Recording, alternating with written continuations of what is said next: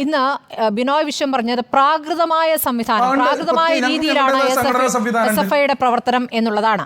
ASF പല ഘട്ടങ്ങളിലായി നിങ്ങൾക്ക് പ്രവർത്തന സ്വാതന്ത്ര്യം തരുന്നില്ല, അല്ലെങ്കിൽ നിങ്ങളെ ഇല്ലാതാക്കാൻ ക്യാമ്പസുകളിൽ SFI ശ്രമിക്കുന്നു എന്നുള്ള വിമർശനം ഉന്നയിച്ചിട്ടുള്ളവരാണ് ASF. ഇപ്പോൾ ഉണ്ടായിരിക്കുന്ന രണ്ട് കാര്യങ്ങളാണല്ലോ, കാര്യവട്ടവും ഒന്ന് കൊയിലാണ്ടിയിലെ കോളേജിലെ വിഷയവും. ഈ രണ്ട് വിഷയങ്ങളിൽ വന്നിരിക്കുന്ന സംഭവവികാസങ്ങളിലാണ് ഇന്ന് ബിനോയ് വിശ്വം പ്രതികരിച്ചത്. രാഹുൽ രാജൻ എന്താണ് പറയാനുള്ളത്? ASFന് എന്താണ് പറയാനുള്ളത്? ASFന്റെ നിലപാട് ഇന്ത്യൻ കമ്മ്യൂണിസ്റ്റ് പാർട്ടിയുടെ സംസ്ഥാന സെക്രട്ടറി സഖാവ് ബിനോയ് വിശ്വം പറഞ്ഞ നിലപാട് തന്നെയാണ്. ഈ അധ്യയന വർഷം ക്യാമ്പസ് തുറന്ന് വിരലിലെണ്ണാവുന്ന ദിവസങ്ങളെ ആയിട്ടുള്ളൂ. ഈ ദിവസങ്ങൾക്കിടയിൽ ഒട്ടനവധി ക്യാമ്പസുകളിലാണ് ഇത്തരത്തിലുള്ള അക്രമ പരമ്പര അരങ്ങേറിയിരിക്കുന്നത്. ഒന്ന്, കാര്യവട്ടം ക്യാമ്പസ് മാധ്യമങ്ങൾ വലിയ വാർത്ത കൊടുത്ത ക്യാമ്പസുകളിൽ ഒന്നാണ്. കോഴിക്കോട് ഗുരുദേവ കോളേജ് കൃത്യമായി വാർത്ത കൊടുത്ത ക്യാമ്പസുകളിൽ ഒന്നാണ്. എന്നാൽ ഇതിന് സമാനമായി തന്നെ SFIയും കോഴിക്കോട് ജില്ലയിൽ തന്നെ നാദാപുരം ഗവൺമെന്റ് കോളേജ് പ്രവേശനോത്സവവുമായി ബന്ധപ്പെട്ട് ആക്രമിക്കപ്പെട്ടിട്ടുണ്ട്. അത്തരത്തിൽ ക്യാമ്പസുകൾ കേന്ദ്രീകരിച്ച് ഈ മൂന്ന് സംഘടനകൾ SFIയും KSUവും MSFും ഈ വിരലിലെണ്ണാവുന്ന ദിവസങ്ങൾക്കകം തന്നെ ക്യാമ്പസുകളിൽ അക്രമ പരമ്പര അഴിച്ചുവിട്ടതിന്റെ ഭാഗമായിട്ടാണ് ഇന്ത്യൻ കമ്മ്യൂണിസ്റ്റ് പാർട്ടിയുടെ സംസ്ഥാന സെക്രട്ടറിക്ക് തന്നെ ഒരുപക്ഷെ ഇടതുപക്ഷ സംഘടന എന്നുള്ള ഒരു സ്നേഹത്തിന്റെ ഭാഗമായിട്ട് SFI ഇത്തരത്തിലുള്ള വിഷയങ്ങളിൽ നിന്ന് പിന്തിരിയണമെന്നുള്ള ഒരു അഭിപ്രായം പറയേണ്ടതായി വന്നത്. എന്നാൽ ആ അഭിപ്രായം ഇന്ത്യൻ കമ്മ്യൂണിസ്റ്റ് പാർട്ടിയുടെ സെക്രട്ടറി പറയുമ്പോൾ അദ്ദേഹത്തിനെ ചരിത്രം പഠിപ്പിക്കുന്നതിനും അതോടൊപ്പം തന്നെ വലതുപക്ഷ അജണ്ടയ്ക്ക് അദ്ദേഹം തലവെച്ച് കൊടുത്തു എന്നുള്ള ഏറ്റവും ഗുരുതരമായ ആരോപണമാണ് ASFനെതിരെയും ഇന്ത്യൻ കമ്മ്യൂണിസ്റ്റ് പാർട്ടിയുടെ സംസ്ഥാന സെക്രട്ടറിക്കെതിരെയും SFI ഇന്ന് പത്രസമ്മേളനവുമായി ബന്ധപ്പെട്ട് ഉന്നയിച്ചിട്ടുള്ളത്.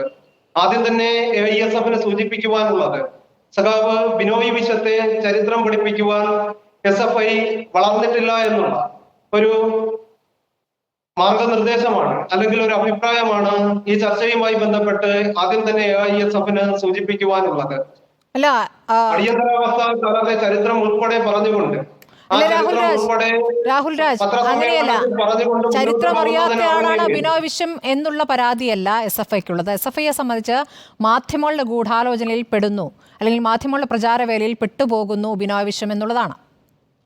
മാധ്യമങ്ങളുടെ പ്രചാരവേല, മാധ്യമങ്ങൾ സൃഷ്ടിക്കുന്ന പൊതുബോധം, ഈ ക്യാമ്പസ് രാഷ്ട്രീയ സംഘർഷങ്ങളുമായി ബന്ധപ്പെട്ട് മാധ്യമങ്ങൾ ചെറുതല്ലാത്ത വിധത്തിൽ ഇടതുപക്ഷത്തെ ആക്രമിക്കുന്നു എന്നുള്ള ഒരു നിലപാട് തന്നെയാണ് ASFനുമുള്ളത്.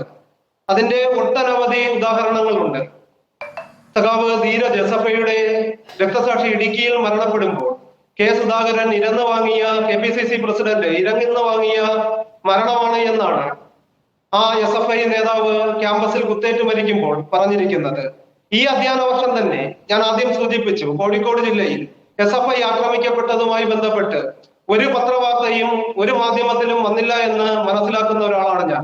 ആ അടിസ്ഥാനത്തിൽ പരിശോധിക്കുകയാണെങ്കിൽ SFI ഉന്നയിക്കുന്ന ഒരുപക്ഷെ മാധ്യമങ്ങൾ SFI ആക്രമിക്കപ്പെടുമ്പോൾ അവരെ ആ വാർത്ത പുറത്തു കൊണ്ടുവരുന്നതിന് വേണ്ടിയുള്ള ഇടപെടലുകൾ നടത്തുന്നില്ല എന്നുള്ള SFIയുടെ ആരോപണത്തെ ചെറുതല്ലാത്ത വിധത്തിൽ അതിനോടൊപ്പം യോജിക്കുന്ന നിലപാട് തന്നെയാണ് AISFനുള്ളത്.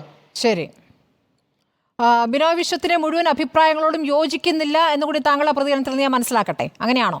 ഒരിക്കലുമില്ല. ഞാൻ പറയാത്ത അഭിപ്രായം എന്റെ തലയിൽ എന്തായാലും കെട്ടിവെക്കാൻ റിപ്പോർട്ടർ നിൽക്കണ്ട. കെട്ടിവെക്കുന്നൊന്നുമില്ല, ചോദിക്കുകയാണ് ചെയ്തത്. അല്ലല്ല, ഞാൻ പറയാത്തത് പിന്നെ നിങ്ങൾ എങ്ങനെയാണ്? ഞാൻ അങ്ങനെയാണോ എന്നല്ലേ ചോദിച്ചത്, അല്ലെങ്കിൽ അല്ല ആണെങ്കിലാണ്, അത്രയേ ഉള്ളൂ. ബിനോയ് വിശ്വം പറഞ്ഞ അഭിപ്രായത്തോട് തന്നെയാണ് AISFന്റെ പിന്തുണ. ശരി, അഭിപ്രായം തന്നെയാണ് AISFന്റെ സംസ്ഥാന കമ്മിറ്റിക്കുള്ളത്. ശരി, അലോഷ്യസ് സേവ്യർ, AISF നിങ്ങളുടേതുൾപ്പെടെയുള്ള പത്രദൃശ്യ മാധ്യമങ്ങൾക്ക് വാർത്താക്കുറിപ്പായി സംസ്ഥാന കമ്മിറ്റിയുടെ പേജിൽ നിന്ന് നൽകിയിട്ടുള്ളത്. അലോഷ്യസ് സേവ്യർ, ബിനോയ് വിശ്വത്തിന്റെ അഭിപ്രായം തന്നെയാണ് AISFനുള്ളത്.